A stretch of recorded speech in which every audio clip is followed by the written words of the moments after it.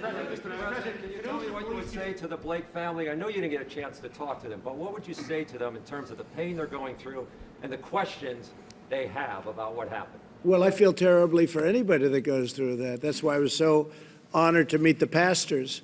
I feel terribly for anybody that goes through that. As you know, it's under investigation. It's a big thing happening right now. I guess it's under local investigation. I know, Bill, you're also participating, but it's under your local investigation group unit, and I hope they come up with the right answer. It's a complicated subject, to be honest with you, but I feel terribly for anybody that has to go through. And I didn't get to speak to the mother. I hear she's a fine woman. I've heard that from the pastor, a really fine woman.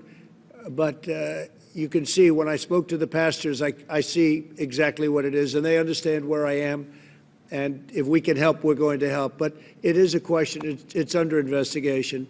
A lot of things happened with that, and other things, frankly, that we're looking at very, very closely. Okay? To stop the political violence, we must also confront the radical ideology that includes this violence.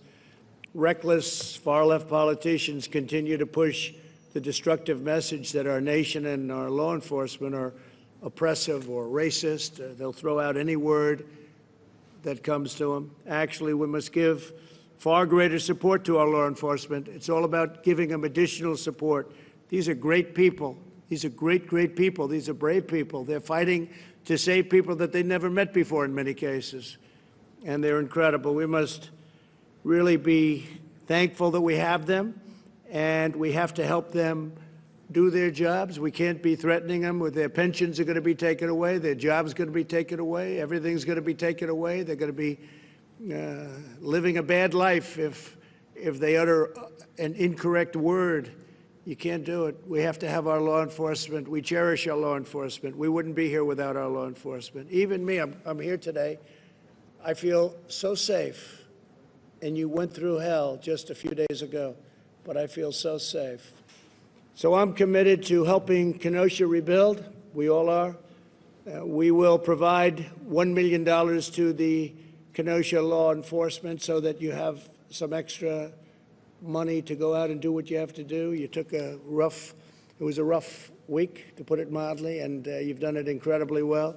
I'm also providing nearly $4 million to support these small businesses that I talked about today that got burned up, burned down.